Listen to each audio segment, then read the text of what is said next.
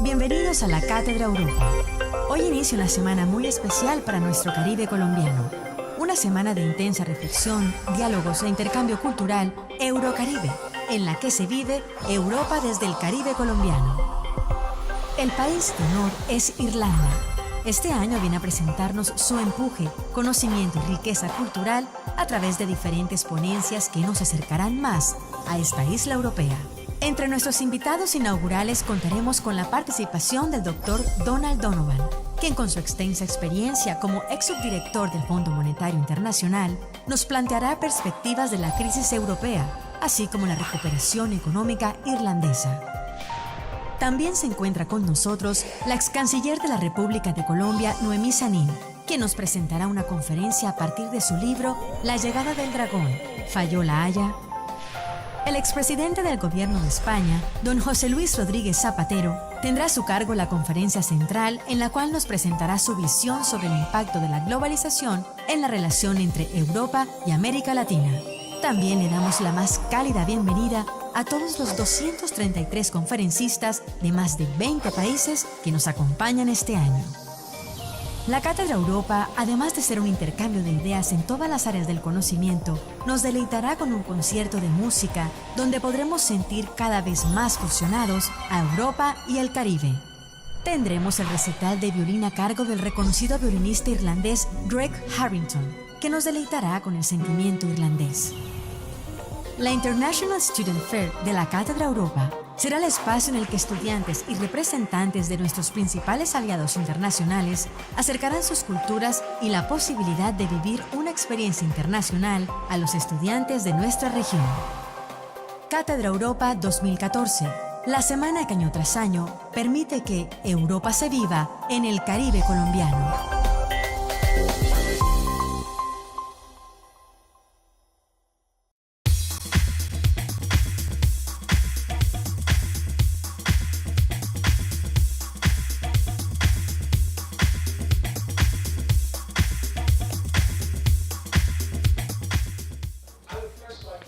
Primero quisiera expresar mi aprecio a la Cátedra Europa por haberme invitado a hablar en esta sesión inaugural de esta reunión tan importante y también por las palabras tan amables que hizo Barry Tomasy. En realidad es un honor que me pidan participar en esta ocasión. Veniendo de donde provenga, que es de Irlanda, que es un país pequeño europeo, realmente estaba buscando esta oportunidad para compartir con ustedes algunos pensamientos sobre la evolución de la crisis de la deuda en Europa y algunos años que duró varios y las perspectivas para el futuro. Efectivamente, Irlanda es un país de un tamaño modesto en la periferia de Europa, solamente con un impacto menor económico en la economía europea, que es tan amplia. Sin embargo, lo que ocurrió en Irlanda en los últimos años, mi país realmente sufrió el colapso financiero y económico más grande que ha podido tener un país industrial en el periodo posguerra, quizás con la probable excepción de Islandia, pero ha recenado afuera de las fronteras de Irlanda. Para darles una idea de la magnitud de lo que nosotros vivimos, España, como ustedes saben, tiene un sistema bancario también realmente y también tuvo problemas muy serios y el gobierno español terminó colocando 50.000 millones de euros en el sistema bancario español, lo cual es una suma muy considerable. En Irlanda acabamos colocando 64 millones de impuestos de parte fiscal para apoyar el sistema monetario, pero recuerden que España es 10 veces más grande el tamaño de lo que es Irlanda, o sea que esto les puede dar una idea de la extensión de lo que vivió Irlanda.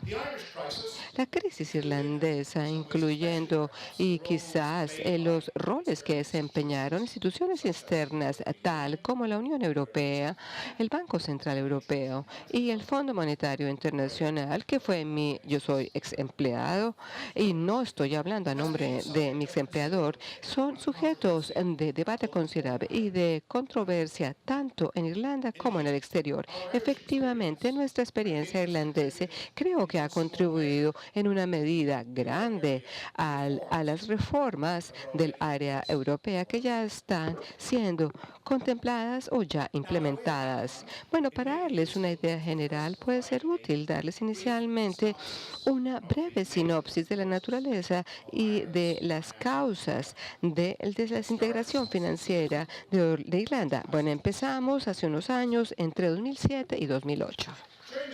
Durante la década anterior, antes de que ocurriera todo esto en los 90, Irlanda se había convertido en algo muy bueno que todo el mundo envidiaba. Y para citar la revista The Economist, nos volvimos en la luz brillante de Europa.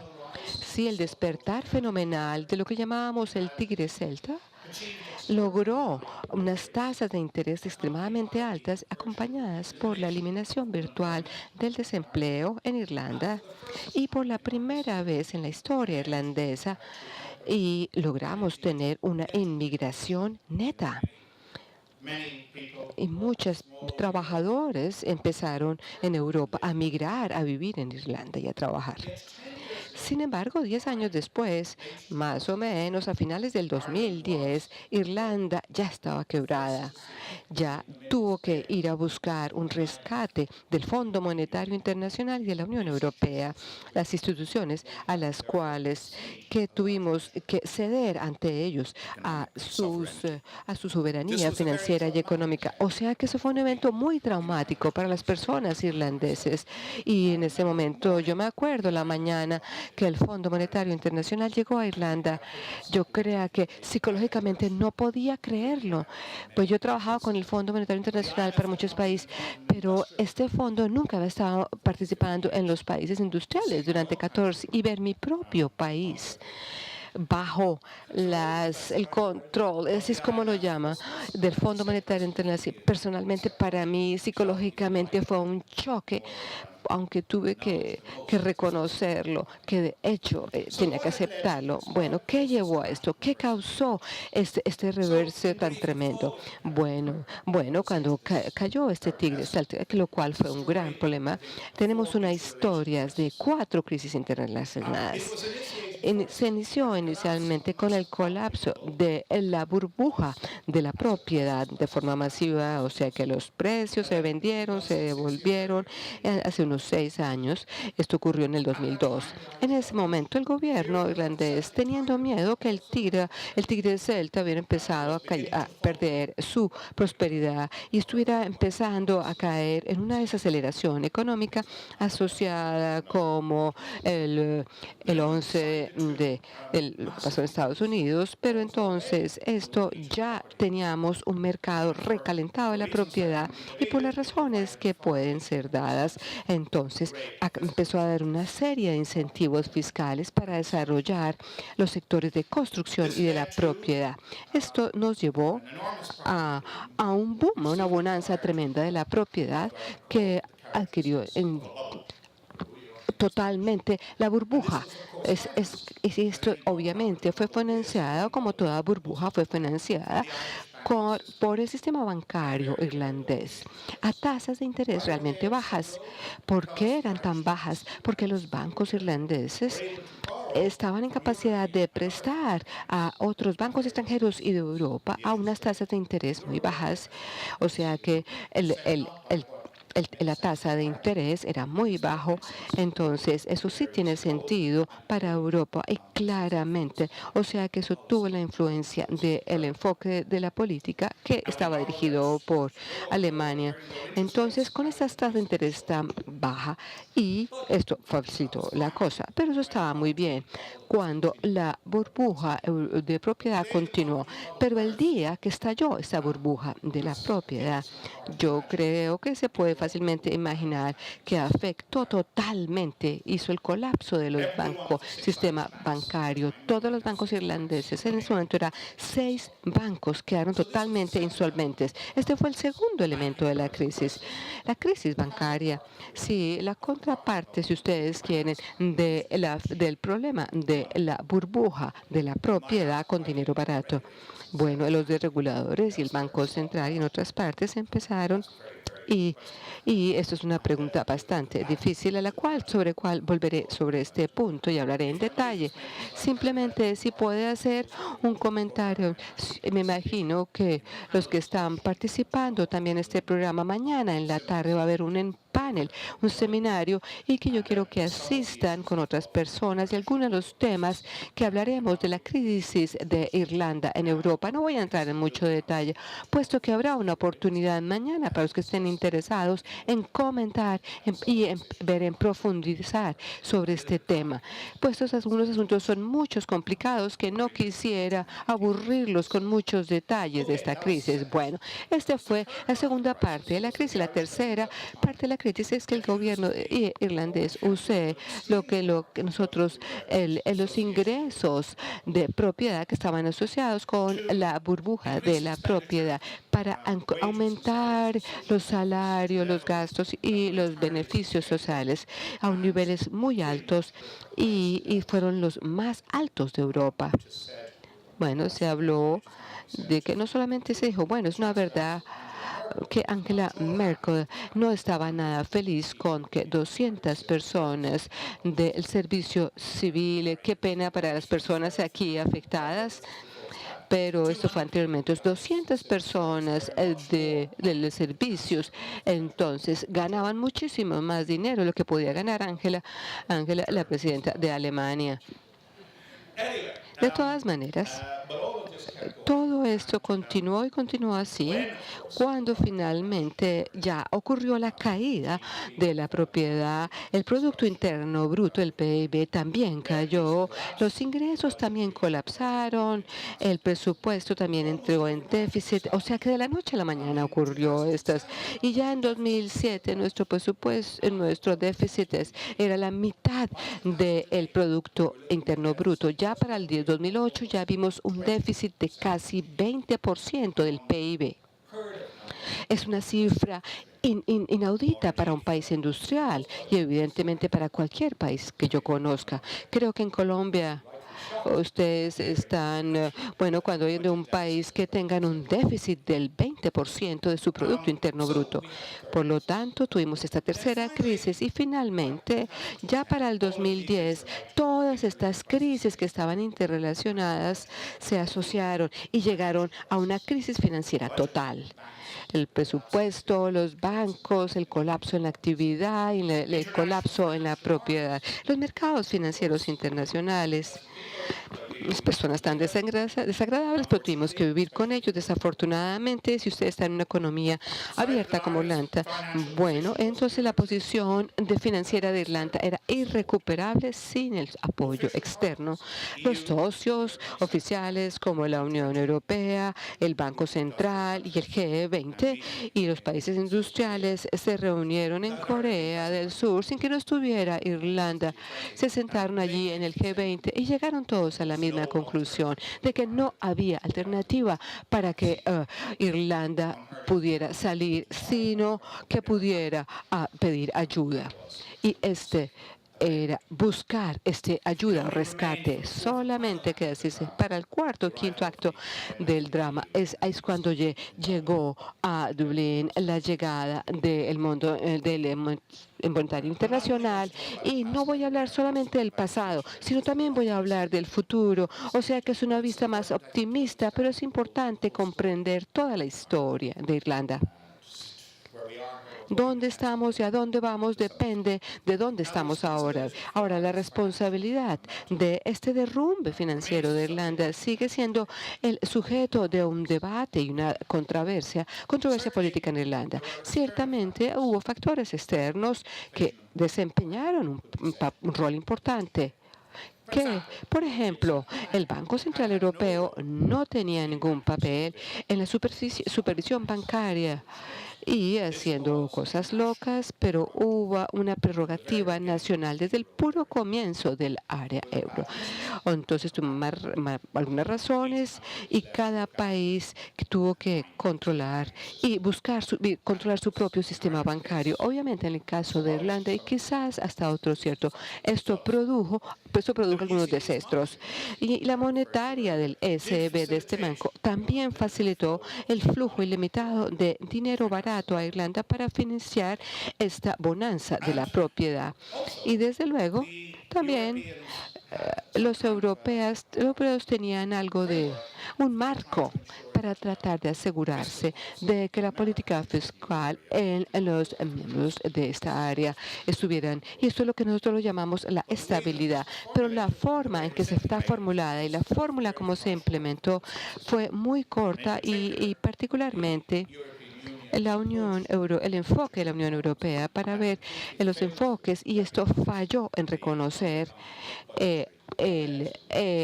cómo estábamos en términos financieros en Irlanda, y sin contar con el marco que teníamos en Irlanda, lo que esto implica, y para lograr hacer una acción efectiva antes de que fuera muy tarde.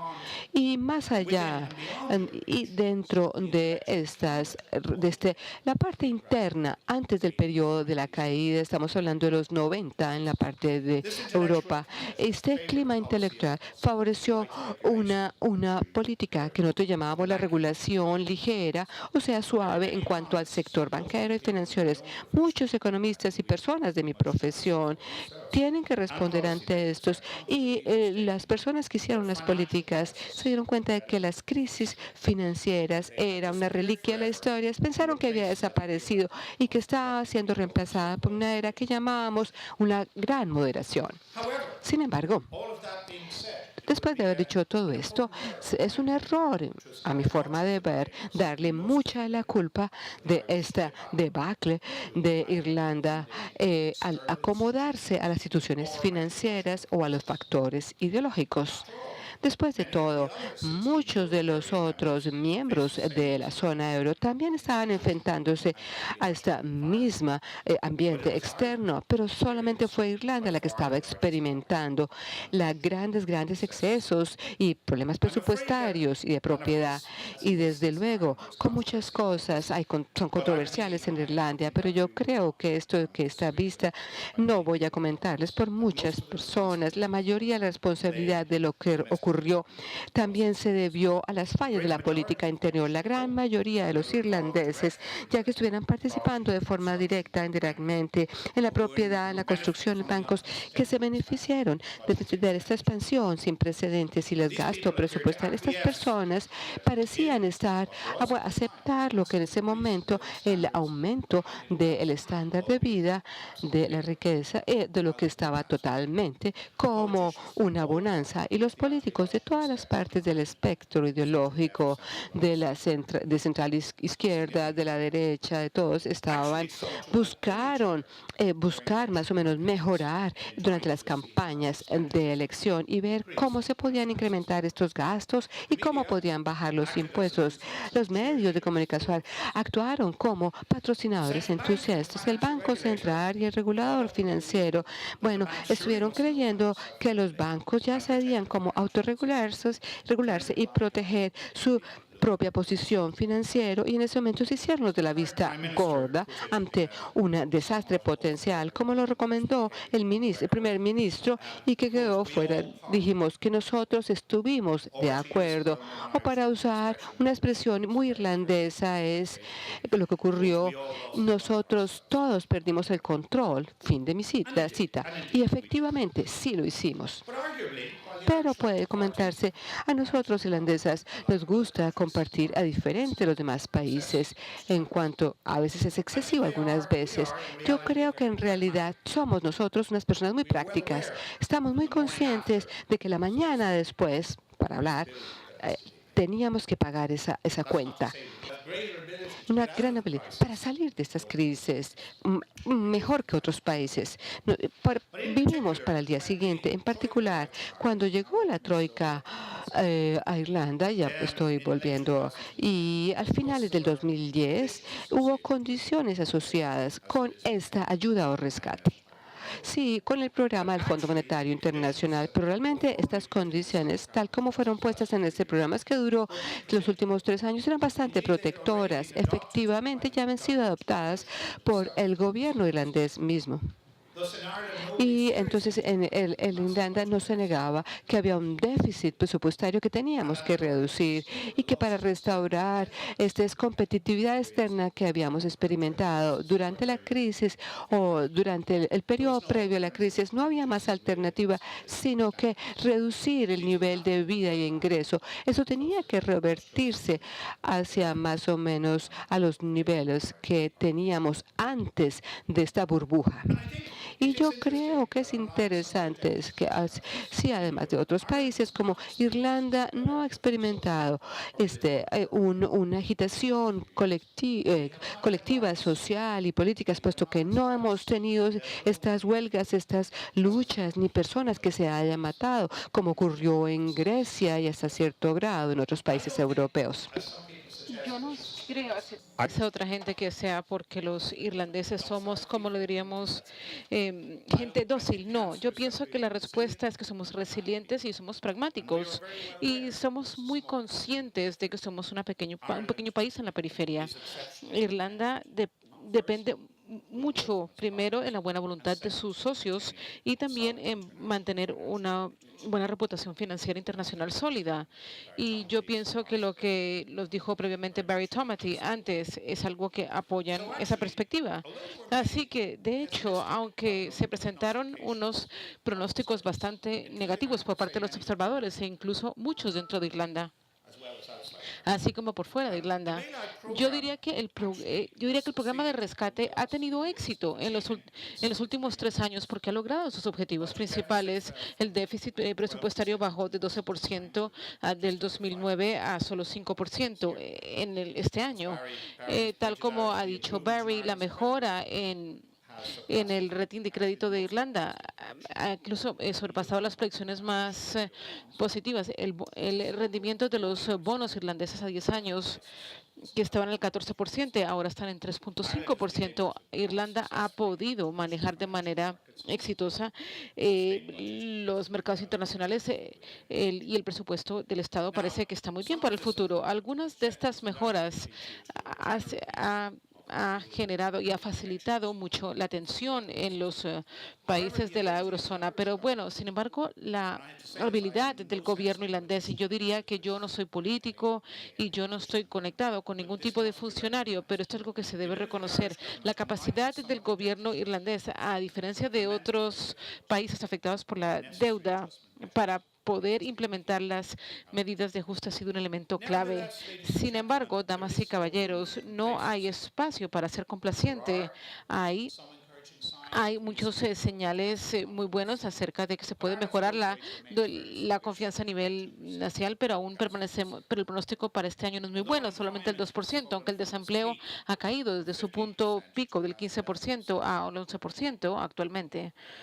Estamos muy lejos de tener una tasa de empleo del 5%, que fue lo que alcanzamos en el periodo precrisis. La inmigración neta ha resurgido de una manera bastante significativa en los últimos años. Bueno, más que todo, bueno, lo del desempleo no captura a aquellas personas que están bajo algún tipo de asistencia o discapacitados, que no se consideran desempleados, más de manera muy común con los otros países europeos que ustedes conocen. Esos que tienen desempleo a largo plazo son los que menciona y son los que tienen menos posibilidades de obtener nuevos trabajos. La tasa de aquel tipo de empleo es bastante alto, el desempleo a largo plazo. Por tanto, ¿cuáles son las perspectivas para poder tener un crecimiento sostenible para la economía irlandesa dentro del contexto europeo? Bueno, más que todo depende mucho de nuestra apertura a la economía mundial. Aparte de las perspectivas para la zona euro, y eso las voy a cubrir ahorita, yo pienso que los mercados del Reino Unido y de Estados Unidos siempre van a ser vitales para Irlanda, y dado su apertura y también su dependencia de las exportaciones por el sector de multinacionales que están ubicados en Irlanda, tanto el Reino Unido como Estados Unidos están mostrando señales de recuperación y eso es bueno. Ya en un nivel global más amplio hay algo que preocupa y que genera que va a ser un ajuste mucho mayor de las políticas tributarias de Estados Unidos, que si no se responde de manera adecuada por las economías emergentes puede generar muchas turbulencias en los mercados financieros y eso me preocupa un poco. Si si eso les interesa. Así que bueno, hay dos fuentes de incertidumbre en Irlanda que me gustaría mencionar y que algunos de ustedes ya pueden haberlas escuchado. Primero es la posibilidad de separarnos del Reino Unido y de la Unión Europea. Esto a veces se refiere como una Brexit, una salida británica, en vez de decir que un Grexit, que fue lo que hablábamos antes, que era la salida de Grecia.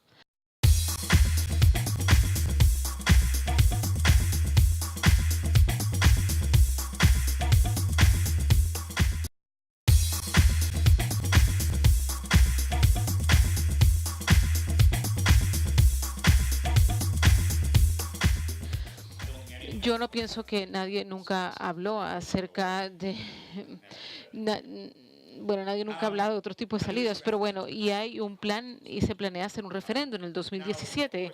Ahora, si eso fuese, si eso fuese a resultar y llevara a la partida del Reino Unido, esto podría generar implicaciones muy significativas para la Irlanda y que dependería mucho de la naturaleza de las relaciones financieras y comerciales entre la Unión Europea y Irlanda y bueno, y de cómo se y bueno, también podría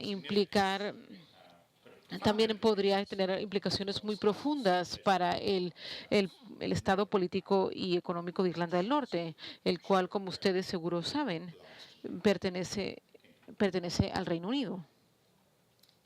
Bueno, una segunda fuente de incertidumbre, y aquí también es un área bastante compleja, es el régimen tributario corporativo que ustedes conocen en Irlanda. No hay duda de que esto ha jugado un rol importantísimo en poder atraer corporaciones multinacionales a Irlanda. Lo que mencionaba Barry Tomagley. Esto es un asunto multidimensional muy complejo y es una controversia política. Irlanda ha mantenido siempre una tasa estatutaria muy baja, de 12.5%. Esta tasa generalmente es mucho más baja que en el resto del Reino Unido. Sin embargo, hay mucho debate acerca de hasta dónde la tasa efectiva, es decir, la tasa después de que usted ha permitido cierto tipo de concesiones y otra cosa, excepciones, etcétera, varía mucho de los que hay en otros países. Desde un punto de vista legal formal, Irlanda, como cualquier otro país, puede establecer la tasa tributaria, la tasa fiscal a cualquier nivel que escoja.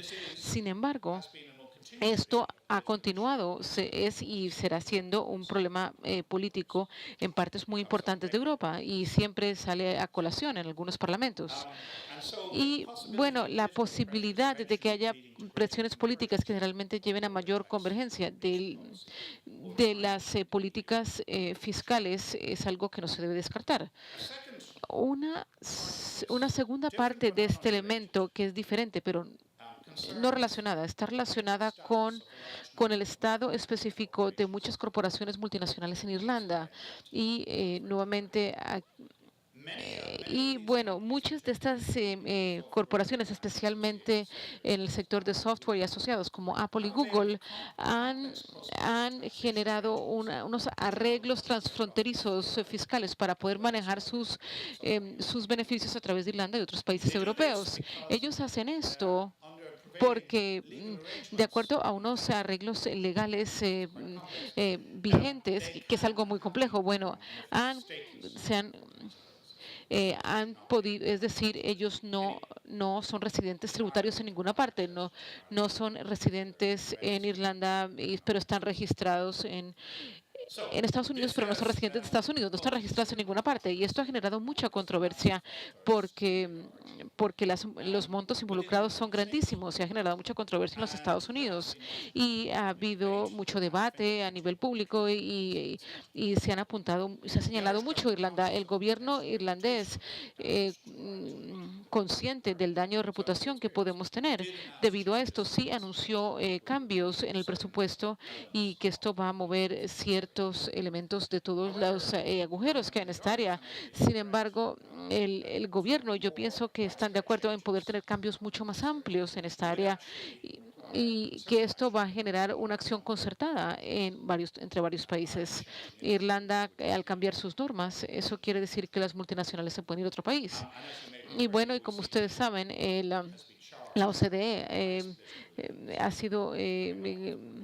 ha generado todo tipo de propuestas para poder arreglar nuevos acuerdos internacionales que eliminen lo que se ha convertido en grandes vacíos internacionales en lo que son los a nivel tributario. Entonces, lo que yo diría es que esto es muy complejo y son ámbitos muy sensibles entre diferentes tipos de países. El progreso en este frente es algo que se desea que suceda, aunque va a ser un poco lento. Entonces, bueno, vamos hacia la última parte. Yo pienso que el motivo por el cual las perspectivas para el área, para el euro, afectan a Irlanda, yo pienso que la creciente reciente me resaltó un punto muy importante, de pronto muy obvio para la gente en Colombia, pero no parecía tan evidente para la gente en Europa. Y esto es que para cualquier unión monetaria que exista para poder sobrevivir y para poder prosperar, hay uno de los elementos claves en la arquitectura que son esenciales. Desafortunadamente, estos no estuvieron presentes durante los 10 primeros años del euro. El primer punto esencial es tratar de garantizar la disciplina fiscal entre todos los miembros participantes. La lógica es muy sencilla. Sin poder tener convergencia fiscal, algunos países que escojan no tener unas políticas fiscales responsables van a ir en coche. Es decir, que lo que ellos permitan que se pueda desarrollar en sus países va a afectar toda la estabilidad financiera de la Unión Monetaria y, por tanto, hay otros miembros que quieren, obviamente, que haya unas políticas mucho más responsables y los cuales no van a soportar esto. Los costos van a ser grandísimos y van a estar en el límite, así como ha sucedido. De pronto va a ser necesario un rescate, pero esto no es una situación sostenible. El apoyo político para la zona euro debe mantenerse, especialmente entre aquellos países que consideran que ellos se han comportado de manera responsable. Obviamente, hay un nuevo tratado, el nuevo tratado que fue aprobado por la mayoría de los miembros del euro, los cuales que pretendía representar lo que es la disciplina fiscal de los propios miembros. Sin entrar en detalle, unas fórmulas bastante complejas que lo que se requiere es que haya miembros euros individuales y que estos mantengan un balance estructural subyacente en su presupuesto de aproximadamente cero. Esto difiere mucho del déficit de flujo que hay actualmente. Si esto se hubiera implementado desde el inicio de la zona euro, aquellos países como Irlanda, que fue el ejemplo más grande, pero también otros, no hubieran permitido que se generara este desequilibrio fiscal. Obviamente las normas son las normas y solamente pueden hacer una diferencia importante si se aplican de manera efectiva. Hay elementos técnicos para poder medir lo que es el presupuesto estructural y esto lo vamos a retomar al final. Aquí en Colombia, usted durante muchos años han adoptado unas normas para su presupuesto relacionado con su balanza estructural, lo cual es muy importante. También hay cláusulas escape en este tratado. Las decisiones finales tienen que ser tomadas a nivel político. Por tanto, sin tratar de sonar demasiado escéptico, yo no soy escéptico, yo soy agnóstico, uno tendría que esperar y ver si de hecho hay suficiente voluntad política dentro de la zona euro para poder garantizar que el tratado sí en la práctica transmita la disciplina que se necesita. Puede ser que haya que ver como el caso potencial de un gran país y cómo se comporta. Yo no quiero decir que cuál país puede ser, pero antes de nosotros poder tener suficiente confianza y suficiente seguridad que, a diferencia de los primeros 10 años de la zona euro, las cosas sí van a ser diferentes en el futuro. Tenemos que creer en eso. El segundo enlace débil sería obviamente la devolución de la responsabilidad bancaria a nivel nacional. Nosotros ya sabemos cuán desastroso fue esto. Por tanto, como una reforma, la responsabilidad regulatoria es algo que se debe transferir a un nivel centralizado europeo. Más adelante, el Banco Central Europeo va a asumir lo que se denomina son medidas rigurosas o pruebas rigurosas para ver si los bancos individuales de la zona euro están en una posición débil y requieren que se tomen medidas, incluido inyecciones futuras de capital para garantizar que no fallen. La credibilidad del Banco Central Europeo está en juego. Y el presidente del BCE, el señor Mario Draghi, ha dicho que porque en aras de la credibilidad, el ejercicio puede requerir que algunos bancos puedan fracasar. Pero así como, como en el tratado fiscal, hay muchas sensibilidades en juego, muchos aspectos sensibles, y habría que ver qué hace el BCE para ver si esto sí representa un cambio significativo. Bueno, un aspecto de esto es qué hacer si los bancos están en problemas. Y no pueden continuar. Y de acuerdo a la experiencia irlandesa de 2008, que muchos de ustedes conocen, de hecho, todo el mundo en Irlanda conoce esto, fue algo que fue bastante extremo. El gobierno irlandés terminó garantizado un subsidio para seguir pagando por todas las pérdidas del sistema irlandés fallido. Y esto va a ser siempre una decisión bastante controversial. Nosotros dedicamos todo un capítulo en nuestro libro. Tengo que mencionar el libro simplemente para discutir esta decisión única que fue asumida a la mitad de la noche, bajo mucha presión. Bueno, sin embargo, hay muchos problemas que esto pueda generar y ustedes se pueden imaginar cuáles son.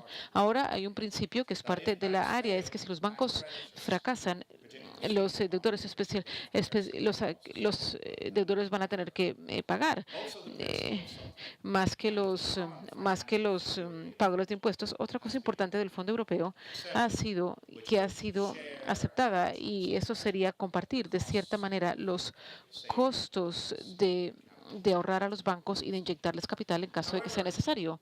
Sin embargo, aquellos de ustedes que conocen los detalles de este arreglo aún se discuten de manera muy intensa a medida que nosotros estamos hablando. ¿Cuánto crédito se va a ver afectado en este caso?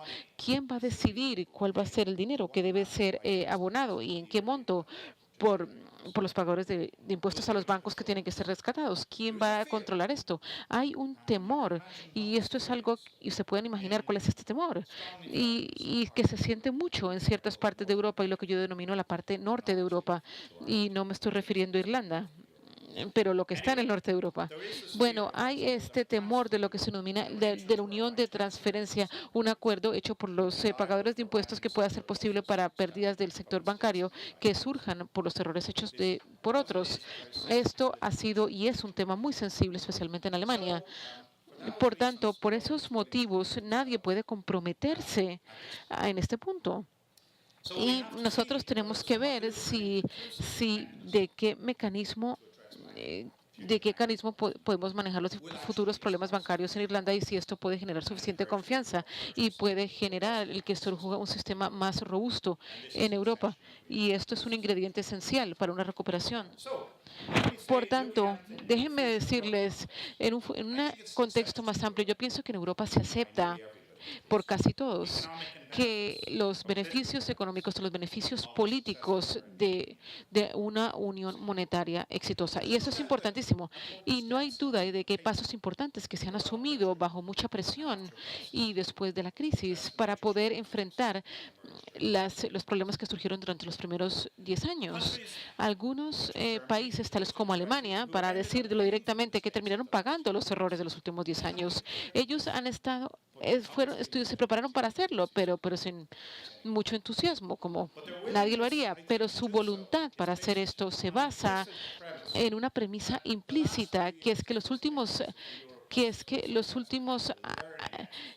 años de la Unión Europea fueron un ejercicio de aprendizaje que no pueden ocurrir nuevamente. Por tanto, si los nuevos mecanismos que se diseñan para poner el euro en una manera sólida, no funcionan de manera efectiva. Entonces yo pienso que nosotros tendríamos un problema. Puede que no haya oportunidad para tener un segundo experimento. Ya tuvimos un experimento, si fracasó, lo estamos arreglando, pero lo tenemos que hacer bien la segunda vez, porque no pienso que tengamos una segunda oportunidad. Pero sí hay muchas cosas por las cuales ser optimistas. El trauma de la cláusula, yo pienso que nos ha nos ha hecho saber a todos que para que un club sea exitoso, los miembros del club tienen que estar conscientes no solamente de los derechos, pero también de sus responsabilidades. La causa raíz de la crisis irlandesa y aquella experimentada por otros, yo creo, es la falla en comprender que uno no podría buscar y tratar de lograr ciertas políticas o abandonar ciertas políticas esperando que alguien iba a pagar la cuenta, para utilizar la expresión, por cualquier error que se podía cometer. Yo digo que la crisis nos ha hecho saber que los beneficios de una Europa integrada financiera y económicamente, especialmente de la Unión Monetaria, son muy buenas. Y es tan maravilloso que esta sanción para que el sistema funcione por el bien común es algo que se debe respetar de ahora en adelante. Yo había planeado dejarlo ahí, pero yo quería decir unas cuantas palabras acerca de Colombia, dado que soy un invitado aquí en su país. Yo no sé mucho acerca de los detalles de la economía colombiana, pero sí he tenido la oportunidad de leer un poquito. Y yo pienso que, en resumen, yo diría que en un sentido macroeconómico, yo pienso que Colombia ha logrado abordar muchos asuntos muy bien. Ha podido manejar bien la inflación mientras tiene una tasa de cambio flexible, lo cual es muy bueno. Ha mantenido bien la tasa de inflación. También ha adoptado una política fiscal sólida y, de hecho, se ha enfocado en lo que yo denominaba previamente el balance estructural en el presupuesto, lo cual es el abordaje apropiado, y es que está bastante bajo en este momento y pienso que en los próximos años va a llegar a cero, lo cual es excelente. Y, finalmente, ha mantenido lo que yo considero un sistema financiero muy sólido, bastante sólido, y ha tenido una supervisión del Banco Central muy efectiva. Ahora, en ninguna manera quiero sugerir que no haya problemas en la economía colombiana. No, yo no soy la persona para hablar acerca de esto, pero en términos de su política macroeconómica, Colombia tiene una buena reputación en hacer las cosas bien y lo ha continuado haciendo bien.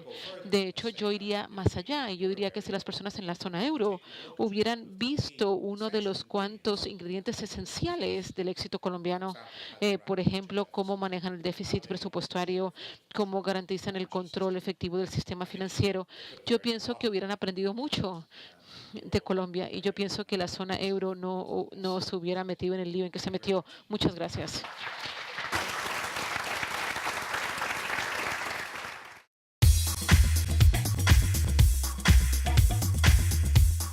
Quisiera plantearle dos preguntas.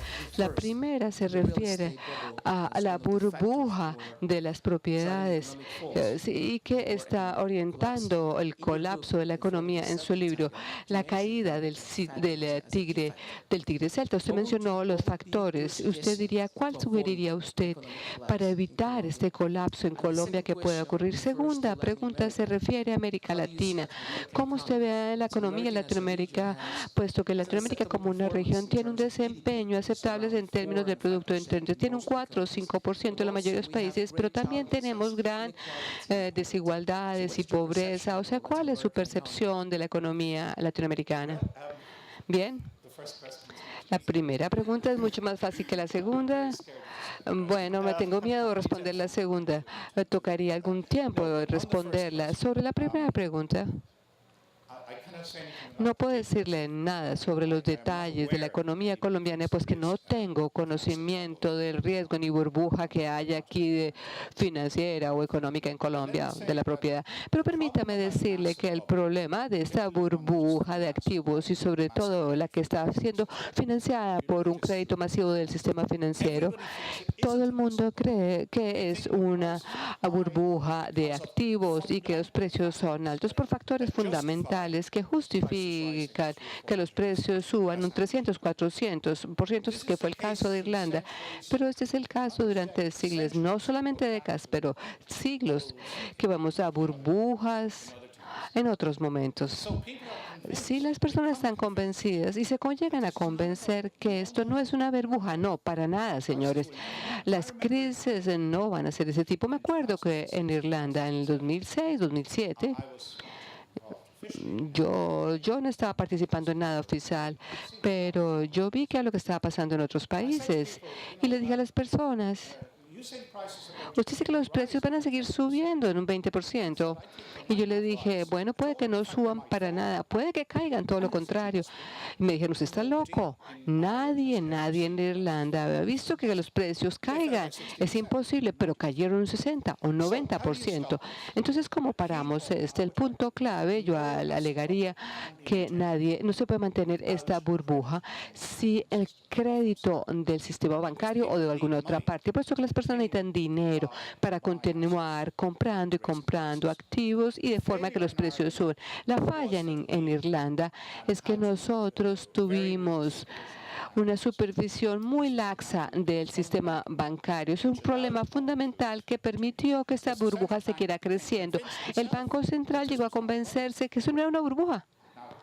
Bien, pero yo gasté mucho tiempo comentando con las personas, convenciéndolas de que sí, pero si usted tiene en Colombia o en cualquier otro país, si ustedes tienen un sistema bancario que está sujeto a inspección rigurosa, que no permite que los créditos se extendan demasiado en un sector o en otro, en Irlanda, en el momento antes de la crisis, el 70% de los créditos bancarios se daban a un solo sector, el sector de la construcción y desarrollo. O sea que esto es absurdo, puesto que desde luego cuando colapsan estos sectores, el banco cae. O sea que debe haber diversificación, evitar la concentración, todas estas cosas buenas.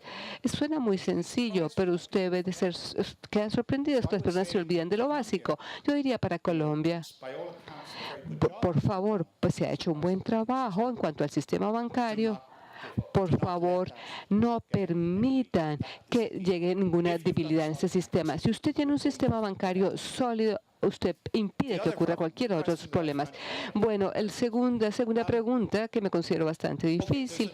Bien, hay un país que está surgiendo, en varios países latinoamericanos está surgiendo una serie de la política monetaria de los Estados Unidos, y aquí tenemos la IMC y también las bajas tasas de interés en Estados Unidos, y aquí también en estos países, y también ocurre lo interesante. Algunos países están manejando esa situación muy bien, otros no tan bien lo están manejando. En América Latina hay un país muy grande latinoamericano, no necesito mencionar cuál país que no está manejando esta parte, pero estamos hablando de esto, puesto que ustedes todos saben a quién me refiero. Otros países han logrado su economía mejor, sus tasas de interés, y también han manejado bien lo que son tasas de interés, y están en una mejor posición para sobreponerse a estas turbulencias. Algunas personas me dicen, podemos repetir esa crisis generalizada que empezó al comienzo de los años 2000, que tuvimos la crisis en Argentina, crisis en Rusia y otras crisis. Pero yo creo que la respuesta en general es no, puesto que primero, esos países tienen tasas de cambio bastante flexibles. Segundo, ya han creado reservas internacionales bastante que le permite ser un colchón para amortiguar esos efectos. Los gobiernos tampoco están muy endeudados, y actualmente la deuda que han tenido sí, más o menos está denominada en moneda local y no en moneda extranjera, puesto que si tenemos gran parte de la deuda en dólares, y si usted debe evaluar su moneda, que ocurre con frecuencia al final del día, entonces tenemos un problema adicional que nadie a nivel interno podía llegar a tener, resolver sus problemas en pesos, y no valdría la pena. Yo creo que no soy la persona más calificada, pero yo más bien diría los retos macroeconómicos que ustedes están enfrentando, esos países. Ustedes tienen diferentes grupos en América Latina. De un grupo de países que están en el grupo de Argentina, Ecuador y Venezuela y Bolivia hasta cierto grado, que tienen un aspecto ideológico muy amplio. Y de otra parte tenemos otro grupo de países que pertenecen como a otra ideología, a la parte política, entre los cuales está Colombia, Perú y Chile. Bueno, y algunos que están como en el medio. Y hay diferencias ideológicas, enfoques diferentes en cuanto al rol del Estado, sobre todo lo que es inversión, la parte financiera, y estas diferencias y cada vez se van notando más durante los últimos 2, 3 años. Y creo que las respuestas a la turbulencia que puede haber en la economía, en ese caso las respuestas van a ser diferentes y mejor en un grupo respecto al otro. No me hagan decir cuál grupo le va a ir mejor respecto a los dos grupos que he hablado. Bueno, fue una respuesta larga, una pregunta breve.